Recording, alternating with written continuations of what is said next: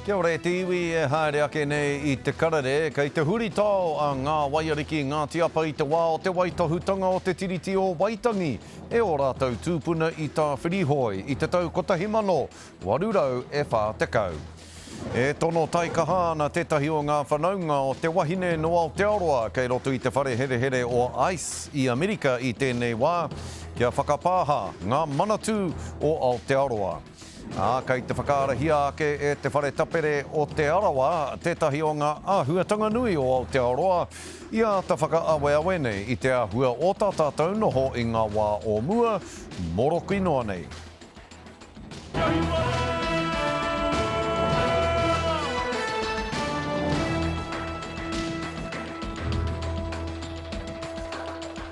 Nō reira, kei aku rangatira pū manawa nui huri noa I te motu tēnā koutou katoa nau mai anō ki te Karere. Kei te huri tau a Ngā Wairiki Ngāti Apa I te wā o te waitohutanga o te tiriti o Waitangi e o rātou tūpuna I tā whirihoi I te tau kotahi mano warurau e whātekau. Me ngā oati I oati hia ai I taua wāra. Ka tahia nō rātou ka whakarewa kaupapa e mārama anō ai ki ngā mahi I mahia I taua wāra. Ko tētahi o ngā kaupapa nei he puka puka hou. Ko te tuatahi nā Grant Hewler, ko te ōhāki a o tātou mātua tūpuna te ingoa, ko te tuarua ko hainatia nā Tian Gush. Ko tā nei puka puka nei, he whakaraupapa haere I ngā wheako o ngā tūpuna me te hītori o te wāhi I wai tohua ai te tiriti kia marama pū ai ngā whakatupuranga I nā te inati o ngā whakamātautau kua hua ake mai rāno I te wai tohutanga o te tiriti mohoa nei.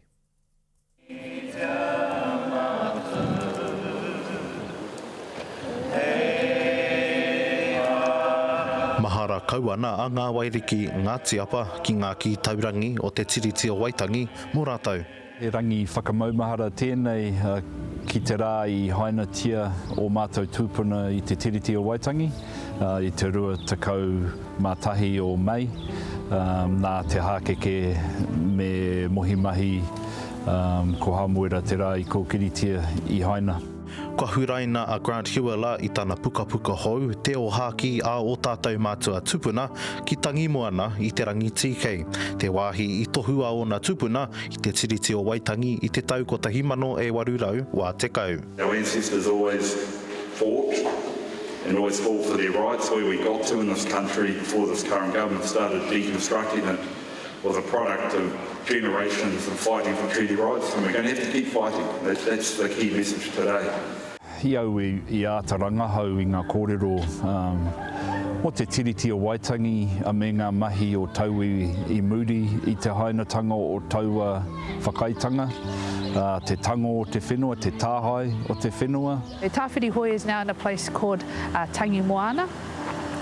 Engari, because we now have a monument at that spot where the signing event took place, that gives us a place to always come back to here to reconnect with our tūpuna and the mahi that they did. Kua tuhia hoki a Tian Gush I te tehi ripoata e kia ana ko hainatia he kohinga kōrero mō ngā wakatupuranga te haere mai nei. Our research team had a writers' retreat out in Tangi Moana, and Tangi Moana is the place where you will find Tāwhirihoi, which is where the signing event took place. So that was really awesome to connect with the whenua here, with the space here, in the lead up of creating that. Nā I puta hoki te kōrero I roto I te wakatau, ngā reanga kei te pui ake nei, ka tika tā rātou tāinga mai, kia rongona e rātou I nei hitori, mo tēnei wāhi e noho nei rātou. Collian Barclay tērā, kua hoki mai ki tōna kāinga, a Ngāti Kauwai Ngāti Tauira ki te hāpai I ngā kupu kōrero o nā tūpuna. Ko tā tai mai ki nei tū kaupapa me te kōrero ki ngā pāke, kia rongona ngā kōrero o mua, hei hāpai mā tātou I Ngāiarangi. Me te mōhio pū ki ngā hitori I hanga ai I New Zealand e mohiotia nei e tātou I te I nei wā. E kaore he kore he kāwanatanga kino tēnei mo te tiriti o rātou mahi whakaiti te tiriti, ka whakaiti ngā hapu ngā iwi. Ko te tiriti o Waitangi kaori aro haina, kaori manakia te karauna I roto I ngā ruarau tau ko hipake. tarau atu ki tēnei wā tonu. Anō reira, e kore au e ki ake ko te kaupapa tarangi nei, he waka nui i te tiriti, engari ko tā mātou, he waka maimahara i ngā wawa tarau. Ko te tiriti o Waitangi, te pukapuka, me te ripoata, ka noho tonu hei toka mō tēnei iwi i ngā tairo ākupe i te wānei. Te kakenga Kawiti Bashara, Tāite News. Mihi ana kia Ngā Wairiki Ngāti Apa i te whakaaro nui kia koke rātou a hakoa ngā uauatanga i te hainatanga moho anei. Ka tiha e tiwi e tono taikaha ana tētahi o ngā whanaunga o te wahine no Aotearoa, kei roto i te whareherehere o IC America i tēnei wā, kia whakapāha ngā manatu o Aotearoa. Mai rāno i te tīmatanga o Apereira, kua noho mauhere a Everlee Wihongi, ko te pūtake he hāmene taru tawhito i te tau 2014. Ka mutu, ko tērā hāmene rā i porowhiua atu e te kōti o Wisconsin i nanahi. I nai anei, kei te pātaia Courtney Wihongi, taokete o Everlee, he hakoi a te take e noho mauhere tonu nei ia. Hei tāna kia parakuihi e mata ngurunguru katoa ana te whānau i te ngoikore o te kāwanatanga o New Tiriti. Obviously, I don't expect everyone to know our circumstances right off the bat, but instead of just making comments and not having all the facts, maybe wait, get the facts and then make comments. And now that, Everlee's story is out there and it is very factual with what's occurring, not amending, said statements, that's disappointing.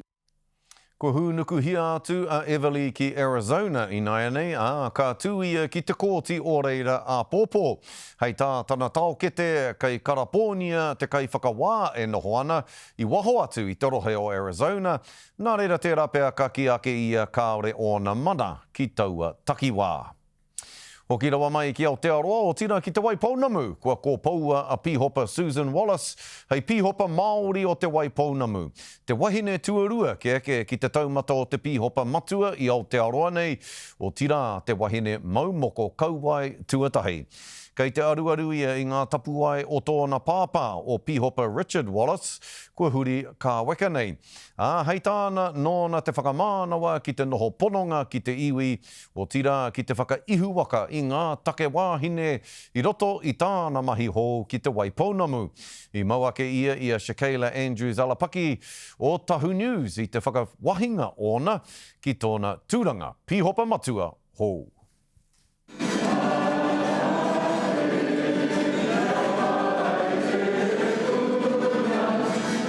Himene o te hāhi mihingare e paoro nei i te whare karakia nui, me te aranga mai o te pihopa Māori hou o te Waipounamu.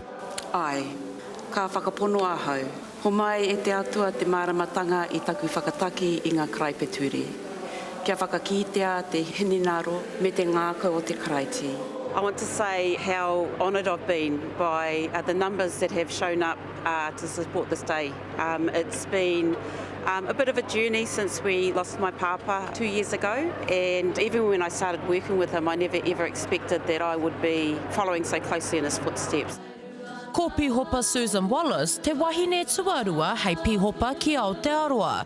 Ko tā Archbishop Don Tamihere, he koanga ngākau te kite atu i a Wallace e whai ana i ngā tapuai o tōna pāpa ko pihopa Richard Wallace tērā, te pihopa tuarua o te Waipounamu. E honanga hoki ki te mahi kua kitea, kua rongo i roto i ona mātu, te wā i a Pāpa Rihari. Kua mōhi o whānui te iwi ki tāna whakapaukaha ki te mahi ki tōna iwi i roto i ona āhuatanga katoa. Ko tērā no hoki ko tōna māma. Whakapaukaha hei kai mahi tūturu. I'm what's termed a whakapapa mihinare. I'm descended on my mother's side from a line of those who were people of faith, of whakapono, and part of the Te Hahi Mihinares. My father was actually a rātana, but when he met my mama, in order to be able to marry her, he had to convert.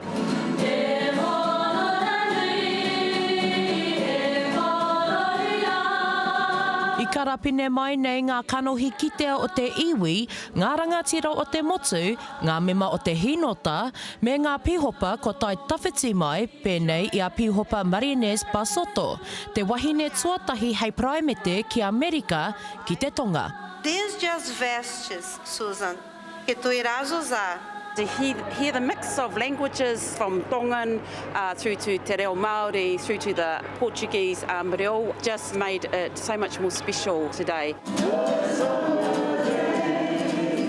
No te marama o Aperira, I tuatea ai a Wallace ki te tūranga, a ko tōna wawata kia hāpai ake I te rangatiratanga o ngā wāhine. There was an opportunity to utilise the call of the people here in Te Waipounamu to elect a woman bishop, to actually lean into that, perhaps as an example of where women's leadership could and should be within not only Te Hāhi but also within our communities. And so I'm looking forward to the journey ahead and seeing what the transformation might look like for me in my ministry. E mutu ana te rā ki tōna kura ōmua ara ko te Waipounamu Māori Girls College, ko ia hoki te kāinga o ana mahi mihingare. Ki reira ka kōkiri tonu ai tōna mahi mo tōna rahi. Oi, nō rei tiwi kia noho tonu ki te Waipounamu i nā rā hoki ko tā tātou manuhiri tōranga pū I tēnei rā, ko te kaitono I te tūru o te taitonga I raro I te whero o reipa. Ko mai kia atu ko Mananui Ramsden, tēnā koe te tuakana mihi ana kia koe. Nei taku tuakana, tēnā koe o tira, karere te whakaaro ki a Susan I tēnei wā, miharo nui atu tawa kaupapa. Tāua ki tēnā miharotanga e hoa, tēnā koe I tēnā whakaaro nui ki a Susan. Hoi anō, ko puta te rarangi ingoa a reipa, kāore tō ingoa I reira e hoa. Ka pānui a te mana hau I te rarangi ingoa a reipa, kāore te ingoa taku hoa o te mana nui I reira. Nā te aha koe I whakatau ai, hei aha māu te rarangi ingoa. E koe a pū e hoa. Kei au te tikaka I ruka I taua whakaaro, engari ko te hiahia nui, ko te whakaaro kairotu I hau I tēnei wā, ka aro atu ki te tūru mō te taitonga. Koia rā te tino hiahia kei rotu I hau. Noa. Engari, kua tino tātā, kua tino whakahe te kaipupuri I te tūru o te taitonga I tēnei wānei, tāku te Ferris I taua whakatau. Hei tāna, kāre a reipa I te tino tautoko I a koe hei kaitono mā rātau. Pono rānei tēnā kōrero. Hei te tika e hoa. Kei a rātau tōku tuara. Me mātua mōhio mai tātou katoa, kei a rātou tōku tuara. Koia nei taku hiahia. Kua puta atu I te ao, ka hapira ki a mananui, kia haere ki mua I ngā hāpuri katoa, pāta atu ki a rātou mā, mena ka whakaai rātou, ka haere au. Mena ki te kore, kei te pai hoki tērā. Ko puta hoki I a reipa he kaupapa here e ki ana e kore neke atu I te rua te kau tāra I te wiki, te utu ki te tangata, ki te haere, marunga pahi, marunga traina rānei. Hea te hua o tēnā kaupapa here ki ngā whānau o te taitonga ki o whakaaro? Papai, e hoa, ko te ōroko haka o taua kaupapa, tēnei mea ko te tiaki whānau. Koia rā te mea nui. He mea nui tērā kaupapa ki a hau, o tira ki a tātou e noho ana ki te taitonga.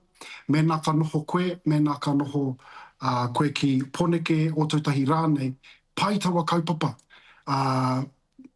Pai te iti o tautu, nā te mea he mea waua tēnei mea ki te haere hurirauna I te nukunuku o te whenua, ia te rā, ia te wiki, ia te mārama. Nā reira, ko te whānau, te ora o te whānau, te mea nui o tēnei kaupapa. Ka pai, hoi mihi ana ki a koe, o tira ki a koutou. O reipa, he kaupapa pai tēnei, ko te rua te kautāra I te wiki, ki te haere marunga traina, marunga pahi rānei.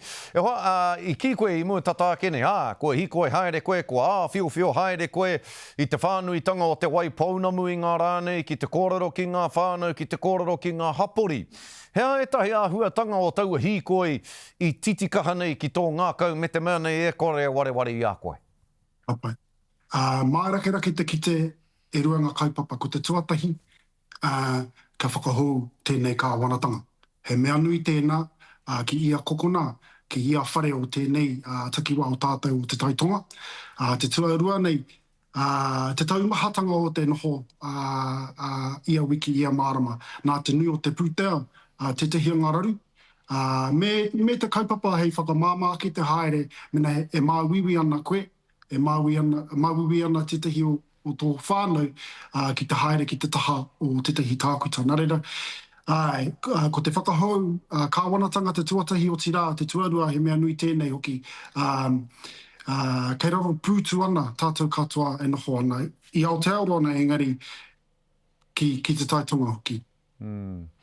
E hoa, e mihi ana kia koe, e te rangatira e te tuakana mananui me pēnei pētaku mihi kia koe, aoraki maunga aoraki tangata, mananui Ramsden, e mihi ana kia koe, tēnā koe hoa, me te aroha nui, ngā manaki tanga nui, ki runga kia koutou ko tō whānau, tēnā koe. Tēnā koe e hoa. Kārawe te kororo atu ki tērā ho oku kia Mananui Ramsden. Tangata pai. Hei muri ake i ngā whakatairanga e karema kei te whakaarehia ake e te whare tapere o te arawa. Tētahi o ngā āhuatanga nui o Aotearoa. I ā ta whakaawe nei i te āhua o tātātou noho i ngā wā o mua. Takarawa mai ki tēnei rā. Ana, i te roa ngā ake o tēnei kaupapa, tēnei ka haere ake nei ki o koutou i te karere.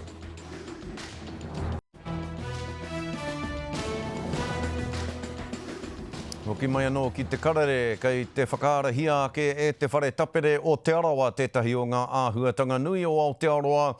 Ia ta whakaawe nei i te āhua o tā tātou noho i ngā wā o mua. Takarawa mai ki tēnei wā nei. Ko tā te whakaari o tērā te auahi. He whakaoho ake anō i ngā kōrero mo te hū o Tarawera i te tau ko 1840, ko te mana, ko te tapu, ko te wehi, ko te hohonutanga o te ahurea Māori en ho tūwā papa ana. Tai atu rā hoki ki te tautoko a ngā uri o ngā tūpuna i reira i taua wā. I haere a mārena mane ki te mātakitaki i ngā pō, anei tāna arotaketanga. I te whakatūwheratanga nui o tērā te auahi ki tonu te whare tāpere i te tini tangata. Me pono aku kōrero e tino wiriwiri ana ngā kare aroto i tēnei wā, i mua i te tūwheratanga o tēnei o ngā whakaari, engari e hika katonu. I puta atu mātou ki te awa, ki te roto, ki te moana o Tarawera i te ata nei, ki te karakia, ki te whakarite anō i a mātou anō. Nā runga i te taumaha o ngā kōrero ka whakawāhingia e mātou i te pōnei. Ko te inoi, kia whakapiri mai o tātou mātua, o tātou tīpuna ki runga ki a mātou ngā kai whakaari i te pōnei, i a mātou e kawe nei i tēnei kōrero. He mea nui tērā ki a mātou. I kawea ngā kai mātakitaki ki tētahi haerenga kōmingo, maroto mai i te pūrākau o te hunga o Tarawera. I raro hoki i ngā manakitanga atu haurangi, ana me te taenga mai o te kuini Māori ki te mātakitaki.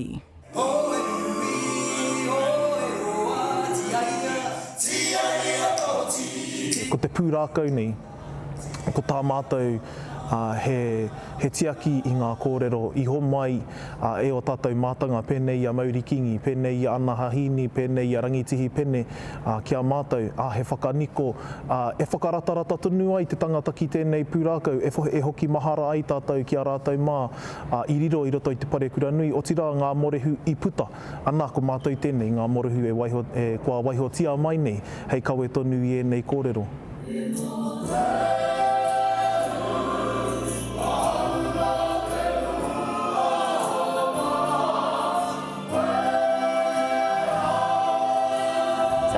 Guide Tihi. She's the youngest guide out of all three.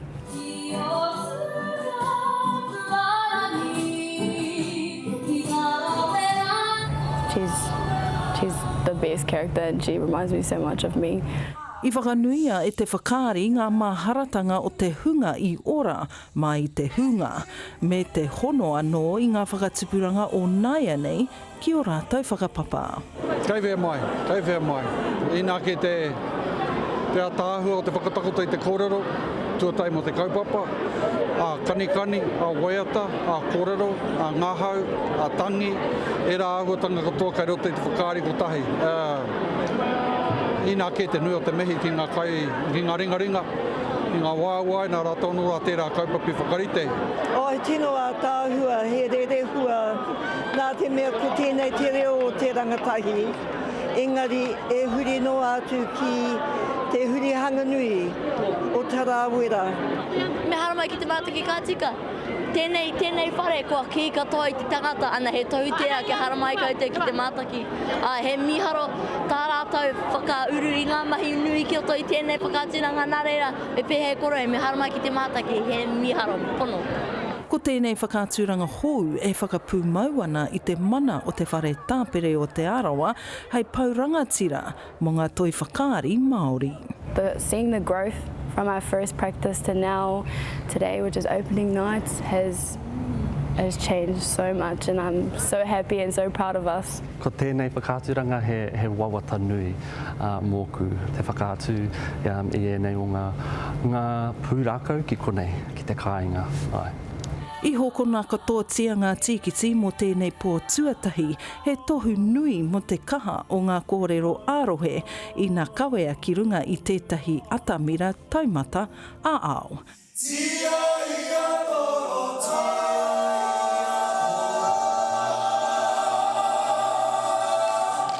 Mārena mane, te karere.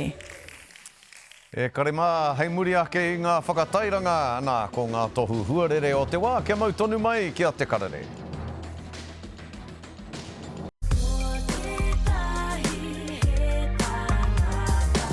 Nau mai anō e tiwi ki te karere, anei e ko manawa ake nei ko ngā tohu huarere.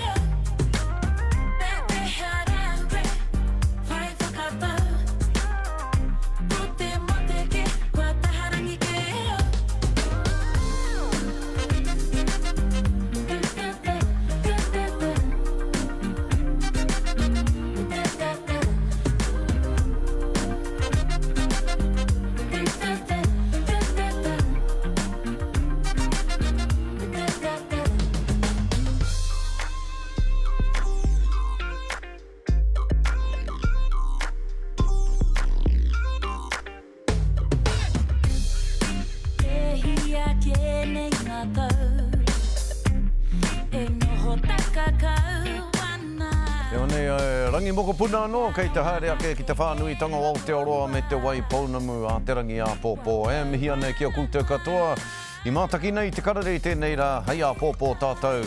Wānanga tahi anō ai ngā kaupapa nui o te wā, nō reira, i tēnei wā nei ka tuku i ngā manaakitanga o te wā, kia koutou katoa. Tūrou, parea, tūrou, Hawaiki.